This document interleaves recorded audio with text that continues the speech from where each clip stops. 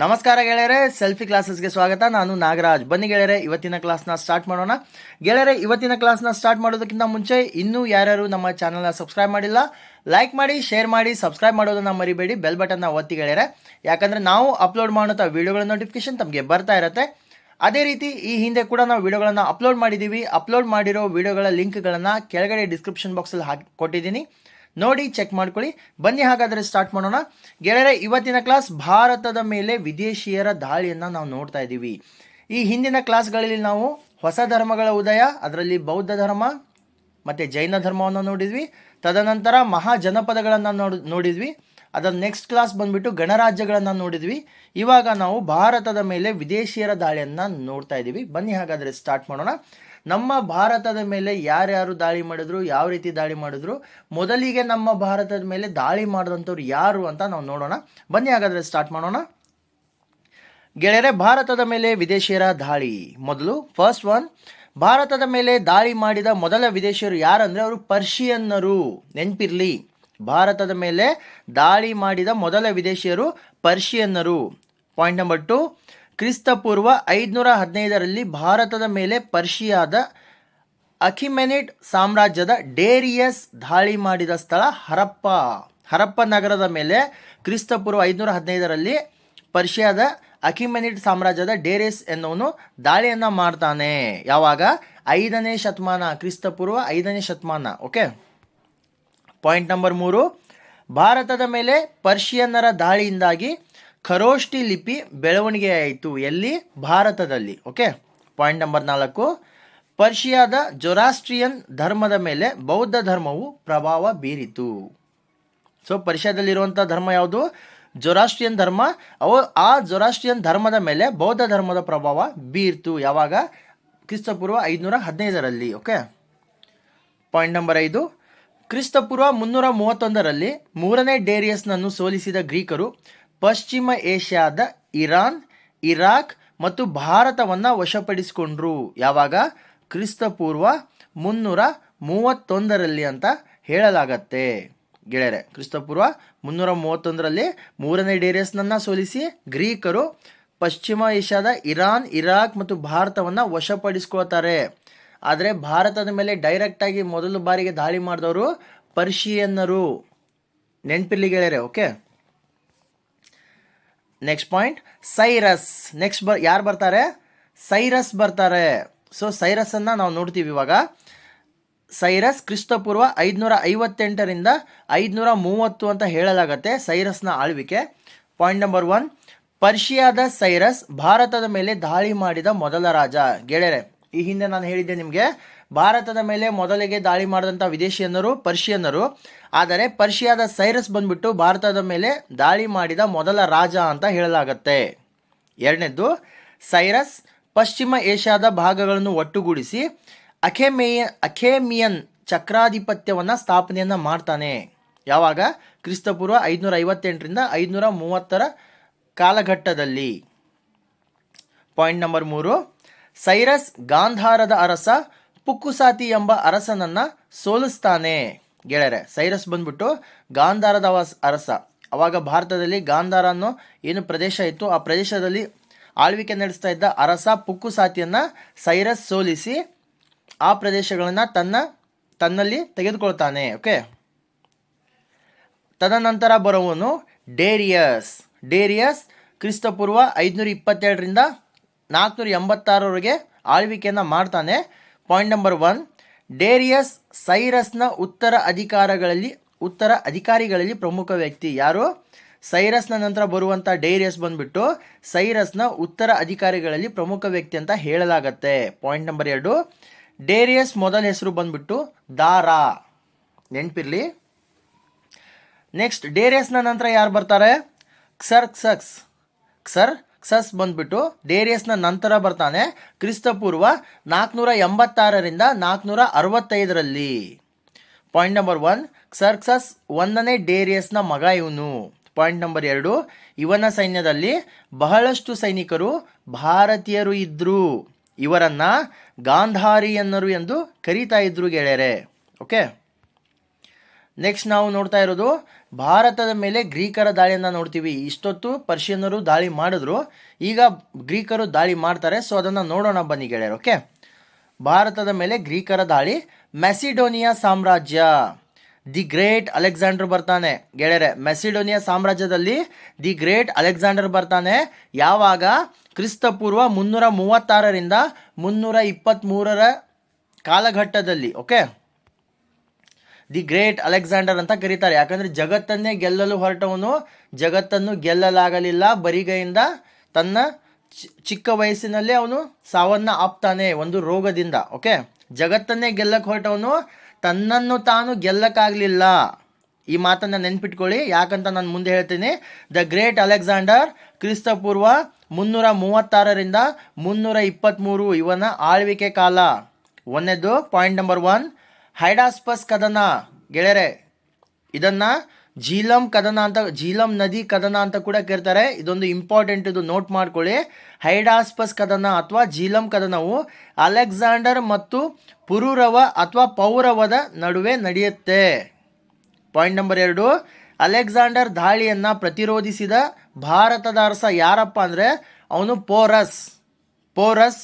ಪೌರವ ಅಥವಾ ಪುರುರವ ನೆನಪಲ್ಲಿ ಇಟ್ಕೊಳ್ಳಿ. It's a very important. ಯಾಕಂದರೆ ಕಾಂಪಿಟೇಟಿವ್ ಎಕ್ಸಾಮ್ಗಳಲ್ಲಿ ಈ ಪ್ರಶ್ನೆಯನ್ನು ಕೇಳಿದ್ದಾರೆ. ಹೈಡಾಸ್ಪಸ್ ಕದನ ಯಾರ ನಡುವೆ ನಡೆಯುತ್ತೆ, ಅಥವಾ ಝೀಲಂ ನದಿ ಕದನ ಯಾರ ನಡುವೆ ನಡೆಯುತ್ತೆ. ಓಕೆ, ದಿ ಗ್ರೇಟ್ ಅಲೆಕ್ಸಾಂಡರ್ ಭಾರತದ ಮೇಲೆ ದಾಳಿ ಮಾಡಿದಾಗ ಭಾರತದ ಯಾವ ರಾಜನೊಂದಿಗೆ ಅವನು ಹೋರಾಟವನ್ನು ಮಾಡ್ತಾನೆ, ಇದೆಲ್ಲ ನೆನ್ಪಿಟ್ಕೊಳ್ಳಿ. ಇದನ್ನು ಆಲ್ರೆಡಿ ಕಾಂಪಿಟೇಟಿವ್ ಎಕ್ಸಾಮ್ಸ್ಗಳಲ್ಲಿ ಕೇಳಿದ್ದಾರೆ. ಪಾಯಿಂಟ್ ನಂಬರ್ 3, ಅಲೆಕ್ಸಾಂಡರ್ ಮತ್ತು ಪುರುರವ ಅಥವಾ ಪೌರವ ನಡುವೆ ಝೀಲಂ ನದಿ ದಡದಲ್ಲಿ ಯುದ್ಧವನ್ನು ನಡೆಯುತ್ತೆ. ಪಾಯಿಂಟ್ ನಂಬರ್ 4, ಅಲೆಕ್ಸಾಂಡರ್ ಭಾರತದ ಮೇಲೆ ದಾಳಿ ಮಾಡಿದಂಥ ವರ್ಷ ಕ್ರಿಸ್ತಪೂರ್ವ 327ರಿಂದ 326. ಈ ಮಧ್ಯದಲ್ಲಿ ಅಲೆಕ್ಸಾಂಡರ್ ಭಾರತದ ಮೇಲೆ ದಾಳಿ ಮಾಡ್ತಾನೆ. ಭಾರತದ ಮೇಲೆ ಅಲೆಕ್ಸಾಂಡರ್ ದಾಳಿ ಮಾಡಿದಾಗ ಅವನ್ನು ತಡೆದು ನಿಲ್ಲಿಸಿದಂಥವನು ಪೌರವ ಅಥವಾ ಪೌರಸ್ ಅಥವಾ ಪುರುರವ. ಎಲ್ಲಿ ನಡೆಯುತ್ತೆ? ಝೀಲಂ ನದಿ ದಡದಲ್ಲಿ ಯುದ್ಧ ನಡೆಯುತ್ತೆ ಗೆಳೆಯರೆ. ಪಾಯಿಂಟ್ ನಂಬರ್ 5, ಅಲೆಕ್ಸಾಂಡರ್ ಸಿಂಧೂ ನದಿ ತೀರಕ್ಕೆ ಬಂದ ವರ್ಷ ಕ್ರಿಸ್ತಪೂರ್ವ 326 ಗೆಳೆಯರೆ. ನೆನಪಲ್ಲಿ ಇಟ್ಕೊಳ್ಳಿ. Okay, point number 6, Jhelum Sindhu ನದಿಯ ಉಪನದಿ ಇದು. ದಿ ಗ್ರೇಟ್ ಅಲೆಕ್ಸಾಂಡರ್ನ ನಾವು ನೋಡ್ತೀವಿ. ದಿ ಗ್ರೇಟ್ ಅಲೆಕ್ಸಾಂಡರ್ ಬಗ್ಗೆ ಒಂದು ಸಂಕ್ಷಿಪ್ತ ಪರಿಚಯ ಇದೆ, ಕಿರು ಪರಿಚಯ ಇದೆ, ನೋಡೋಣ ಬನ್ನಿ. ಅಲೆಕ್ಸಾಂಡರ್ನ ತಂದೆ ಹೆಸರು ಏನಪ್ಪ ಅಂದರೆ 2ನೇ ಫಿಲಿಪ್. ಅಲೆಕ್ಸಾಂಡರ್ನ ತಾಯಿ ಹೆಸರು ಏನಪ್ಪ ಅಂದರೆ ಒಲಂಪಿಯಾ. ಅಲೆಕ್ಸಾಂಡರ್ನ ಗುರು ಯಾರಂದರೆ ಅರಿಸ್ಟಾಟಲ್. ನೆನಪಿರಲಿ, ಅಲೆಕ್ಸಾಂಡರ್ನ ಗುರು ಅರಿಸ್ಟಾಟಲ್.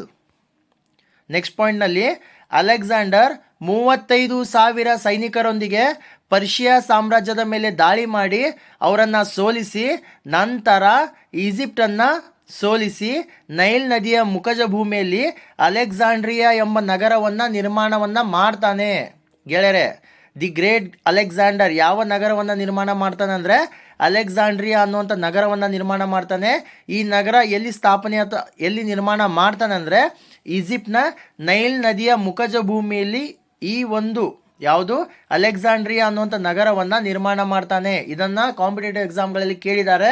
ಅಲೆಕ್ಸಾಂಡ್ರಿಯಾ ಎಂಬ ನಗರವನ್ನು ನಿರ್ಮಿಸಿದವನು ಯಾರು ಅಂದರೆ ಅದು ದಿ ಗ್ರೇಟ್ ಅಲೆಕ್ಸಾಂಡರ್ ಗೆಳೆಯರೆ. ಓಕೆ, ನೆಕ್ಸ್ಟ್ ಪಾಯಿಂಟ್, ಅಲೆಕ್ಸಾಂಡರ್ನ ದಾಳಿಯ ಅವಧಿಯಲ್ಲಿ ಉತ್ತರ ಭಾರತದಲ್ಲಿ ಆಳುತ್ತಿದ್ದ ಮನೆತನ ಯಾರಪ್ಪ ಅಂದರೆ ನಂದರು. ಮಹಾಪದ್ಮಾನಂದ ಸ್ಥಾಪನೆ ಮಾಡಿದಂಥ ನಂದವಂಶ ಅಲೆಕ್ಸಾಂಡರ್ನ ದಾಳಿಯ ಅವಧಿಯಲ್ಲಿ ಉತ್ತರ ಭಾರತದಲ್ಲಿ ಆಳುತ್ತಿದ್ದಂಥ ಮನೆತನ. ನೆಕ್ಸ್ಟ್ ಪಾಯಿಂಟಲ್ಲಿ ಅಲೆಕ್ಸಾಂಡರ್ ಪ್ರಪಂಚವನ್ನೇ ಗೆಲ್ಲಬೇಕೆಂಬ ಮಹದಾಸೆ ಹೊಂದಿದ್ದ ಗೆಳೆಯರೆ. ಇವತ್ತಿಗೂ ಅಲೆಕ್ಸಾಂಡರ್ನ ಹೆಸರು ಯಾಕೆ ಅಜರಾಮರ ಇದೆ ಅಂದರೆ ಅಲೆಕ್ಸಾಂಡರ್ ಪ್ರಪಂಚವನ್ನೇ ಗೆಲ್ಲಬೇಕೆಂದು ಹೊರಟಿದ್ದ, ಬಟ್ ಅವನಿಂದ ಪ್ರಪಂಚವನ್ನೇ ಗೆಲ್ಲಲಾಗಲಿಲ್ಲ, ತನ್ನನ್ನು ತಾನೇ ಗೆಲ್ಲಲಾಗಲಿಲ್ಲ. ಓಕೆ, ನೆಕ್ಸ್ಟ್ ಪಾಯಿಂಟ್, ಅಲೆಕ್ಸಾಂಡರ್ನ ಕುದುರೆ ಹೆಸರು ಬಸೆಫಲಸ್ ಗೆಳೆಯರೆ. ಅಲೆಕ್ಸಾಂಡರ್ನ ಕುದುರೆ ಹೆಸರು ಬಸೆಫಲಸ್. ನೆಕ್ಸ್ಟ್ ಪಾಯಿಂಟಲ್ಲಿ ಅಲೆಕ್ಸಾಂಡರ್ ದಾಳಿಯನ್ನು ಎದುರಿಸಿದ ಮೊದಲ ಭಾರತೀಯ ಬುಡಕಟ್ಟು ಸೈನ್ಯ ಯಾವರಪ್ಪ ಅಂದರೆ ಅಸ್ವಾಕರು. ನೆನಪಿರಲಿ, ಇವರು ಕೂಡ ಬರ್ತಾರೆ ಇತಿಹಾಸದಲ್ಲಿ, ಇವರು ಕೂಡ ಇದ್ದಾರೆ. ಇತಿಹಾಸದಲ್ಲಿ ಗೆದ್ದವರು ಕೂಡ ಇದ್ದಾರೆ, ಇತಿಹಾಸದಲ್ಲಿ ಸೋತವರು ಕೂಡ ಇದ್ದಾರೆ. ಆದರೆ ಇತಿಹಾಸದಲ್ಲಿ ನಿಂತು ನೋಡಿದವರ ಹೆಸರಿಲ್ಲ. ಗೆಳೆಯರೆ, ಒಂದು ಗೆಲ್ಲಬೇಕು ಇಲ್ಲಾಂದರೆ ಸೋಲ್ಬೇಕು, ನಿಂತು ನೋಡಿದ್ರೆ ಎಲ್ಲೂ ಹೆಸರು ಬರಲ್ಲ. ಓಕೆ, ಬನ್ನಿ ನೆಕ್ಸ್ಟ್ ಪಾಯಿಂಟನ್ನು ನೋಡೋಣ. ಅಲೆಕ್ಸಾಂಡರ್ ಭಾರತದ ಮೇಲೆ ದಾಳಿ ನಡೆಸಿದಾಗ ತಕ್ಷಶಿಲಾದ ರಾಜ ಯಾರಪ್ಪ ಅಂದರೆ ಅಂಬಿ. ಅಲೆಕ್ಸಾಂಡರ್ ಭಾರತದ ಮೇಲೆ ದಾಳಿ ನಡೆಸಿದಾಗ ತಕ್ಷಶಿಲಾದ ರಾಜ ಅಂಬಿ, ನೆನಪಿರಲಿ. ನೆಕ್ಸ್ಟ್ ಪಾಯಿಂಟಲ್ಲಿ ಅಲೆಕ್ಸಾಂಡರ್ ಭಾರತವನ್ನು ಹಾಲು ಜೇನಿನ ಭೂಮಿ ಅಂತ ಕರೀತಾನೆ. ಅಲೆಕ್ಸಾಂಡರ್ ಏನಂತ ಕರೀತಾನೆ? ಭಾರತವನ್ನು ಹಾಲು ಜೇನಿನ ಭೂಮಿ ಅಂತ ಕರೀತಾನೆ ಗೆಳೆಯರೆ. ಓಕೆ, ನೆಕ್ಸ್ಟ್ ಪಾಯಿಂಟಲ್ಲಿ it's a very important point, ಇದು ನೋಟ್ ಮಾಡ್ಕೊಳ್ಳಿ. ಅಲೆಕ್ಸಾಂಡರ್ ತನ್ನ 33ನೇ ವಯಸ್ಸಿನಲ್ಲಿ ಕ್ರಿಸ್ತಪೂರ್ವ 323ರಲ್ಲಿ ನಿಧನವನ್ನು ಹೊಂತಾನೆ. ಭಾರತವನ್ನು ಗೆದ್ದಿರಲಿಲ್ಲ ಅಲೆಕ್ಸಾಂಡರ್. ಭಾರತದ ಕೆಲವು 2 ಇಲ್ಲ 3 ರಾಜ್ಯಗಳನ್ನು ಗೆಲ್ತಾನೆ ಅಷ್ಟೇ. ಆದರೆ ಅಲೆಕ್ಸಾಂಡರ್ ತನ್ನ 33ನೇ ವಯಸ್ಸಿನಲ್ಲೇ ಕ್ರಿಸ್ತಪೂರ್ವ 323ರಲ್ಲಿ ನಿಧನವನ್ನು ಹೊಂತಾನೆ. ಯಾವ ಕಾರಣದಿಂದ? ಗ್ಯಾಂಗ್ರೀನ್ ಕಾಯಿಲೆಯಿಂದ ಗೆಳೆಯರೆ. ಗ್ಯಾಂಗ್ರೀನ್ ಅನ್ನೋ ಒಂದು ಕಾಯಿಲೆ ಅಲೆಕ್ಸಾಂಡರ್ಗೆ ಆಗಿರತ್ತೆ. ಯಾಕಂದ್ರೆ ಯುದ್ಧ ಭೂಮಿಗಳಲ್ಲಿ ಶಸ್ತ್ರಾಸ್ತ್ರಗಳ ಬಳಕೆ ಜಾಸ್ತಿ ಇರುತ್ತೆ. ಸೊ ಯಾವ ಶಸ್ತ್ರಾಸ್ತ್ರ ಅವನಿಗೆ ಹತ್ತಿರುತ್ತೋ ಅದರಲ್ಲಿ ಏನು ರಸ್ಟ್ ಅಂತ ಇರುತ್ತೆ, ಆ ರಸ್ಟ್ ಹತ್ತಿದ್ರೆ ಯಾರಿಗಾದ್ರೂ ಗ್ಯಾಂಗ್ರೀನ್ ಆಗೇ ಆಗುತ್ತೆ. ಸೊ ಆ ಕಾರಣದಿಂದ ಗ್ಯಾಂಗ್ರೀನ್ ಕಾಯಿಲೆ ಆಗಿರುತ್ತೆ ಅವನಿಗೆ. ಆ ಗ್ಯಾಂಗ್ರೀನ್ ಕಾಯಿಲೆಯಿಂದ ಅಲೆಕ್ಸಾಂಡರ್ ತನ್ನ 33ನೇ ವಯಸ್ಸಿನಲ್ಲಿ ನಿಧನವನ್ನು ಹೊಂದುತ್ತಾನೆ. ಜಗತ್ತನ್ನೇ ಗೆಲ್ಲಬೇಕೆಂಬ ಮಹದಾಸೆ ಇಟ್ಕೊಂಡಿದ್ದ ಅಲೆಕ್ಸಾಂಡರ್ ತನ್ನ ದೇಹವನ್ನು ತನ್ನ ದೇಹದಲ್ಲಿರುವಂಥ ಕಾಯಿಲೆಯನ್ನು ಅವನಿಗೆ ಗೆಲ್ಲಲಾಗಲಿಲ್ಲ. ಓಕೆ, ನೆಕ್ಸ್ಟ್ ನಾವು ನೋಡ್ತಾ ಇದ್ದೀವಿ. ನೆಕ್ಸ್ಟ್ ಪಾಯಿಂಟ್, ಅಲೆಕ್ಸಾಂಡರ್ ನಿಧನ ಹೊಂದಿದ ಸ್ಥಳ ಬ್ಯಾಬಿಲೋನಿಯಾ. ನೆನಪಿರ್ಲಿ ಗೆಳೆಯರೆ, ಜಗತ್ತಿನ ತೊಟ್ಟಿಲು ಅಂತ ಕರೀತಾರೆ ಬ್ಯಾಬಿಲೋನಿಯಾವನ್ನು. ಜಗತ್ತಿನ ತೊಟ್ಟಿಲು ಅಂತ ಕರೀತಾರೆ. ಅಲೆಕ್ಸಾಂಡರ್ ನಿಧನ ಹೊಂದಿದ ಸ್ಥಳ ಬ್ಯಾಬಿಲೋನಿಯಾ. ನೆಕ್ಸ್ಟ್ ಪಾಯಿಂಟ್, ಅಲೆಕ್ಸಾಂಡರ್ ನಿಧನದ ನಂತರ ಆತನ ಸಾಮ್ರಾಜ್ಯ ಜನರಲ್ ಸೆಲ್ಯೂಕಸ್, ಟಾಲೆಮಿ ಮತ್ತು ಆಂಟಿಗೋನಸ್ ನೇತೃತ್ವದಲ್ಲಿ 3 ಭಾಗಗಳಾಗಿ ವಿಭಜನೆಗೊಳ್ಳುತ್ತೆ. ಯಾರ್ಯಾರು? ಅಲೆಕ್ಸಾಂಡರ್ನ ನಿಧನದ ನಂತರ ಆತನ ಸಾಮ್ರಾಜ್ಯ 3 ಭಾಗ ಆಗತ್ತೆ. ಮೊದಲನೇ ಭಾಗ ಜನರಲ್ ಸೆಲ್ಯೂಕಸ್ ತಗೋತಾನೆ, ಎರಡನೇದು ಟಾಲೆಮಿ, ಮೂರನೇದು ಆಂಟಿಗೋನಸ್ ನೇತೃತ್ವ ವಹಿಸಿಕೊಳ್ಳುತ್ತೆ, ವಿಭಜನೆ ಆಗತ್ತೆ. ಓಕೆ ಗೆಳೆಯರೆ, ನಮ್ಮ ವಿಡಿಯೋಗಳು ತಮಗೆ ಇಷ್ಟವಾದಲ್ಲಿ ಲೈಕ್ ಮಾಡಿ, ಶೇರ್ ಮಾಡಿ, ಸಬ್ಸ್ಕ್ರೈಬ್ ಮಾಡೋದನ್ನು ಮರಿಬೇಡಿ. ಬೆಲ್ ಬಟನ್ನ ಒತ್ತಿ ಗೆಳೆಯರೆ, ಯಾಕಂದರೆ ನಾವು ಅಪ್ಲೋಡ್ ಮಾಡೋಂಥ ವಿಡಿಯೋಗಳ ನೋಟಿಫಿಕೇಶನ್ ತಮಗೆ ಬರ್ತಾ ಇರುತ್ತೆ. ಅದೇ ರೀತಿ ನಾವು ತಿಳಿಸ್ಕೊಟ್ಟಂಥ ಮಾಹಿತಿಗಳ ಬಗ್ಗೆ ಅಥವಾ ನಮ್ಮ ಕ್ಲಾಸ್ಗಳ ಬಗ್ಗೆ ಏನಾದರೂ ಅಭಿಪ್ರಾಯಗಳು ಅಥವಾ ಕಮೆಂಟ್ಗಳಿದ್ದಲ್ಲಿ ದಯವಿಟ್ಟು ಕಮೆಂಟ್ ಸೆಕ್ಷನಲ್ಲಿ ಕಮೆಂಟ್ ಮಾಡಿ. ನಾವು ನಿಮ್ಮ ಕಮೆಂಟ್ಗಳನ್ನು ನೋಡ್ತೀವಿ ಗೆಳೆಯರೆ. ಮತ್ತೆ ನಾವು ಮುಂದಿನ ಕ್ಲಾಸಲ್ಲಿ ಭೇಟಿಯಾಗೋಣ. ಧನ್ಯವಾದಗಳು ಗೆಳೆಯರೆ.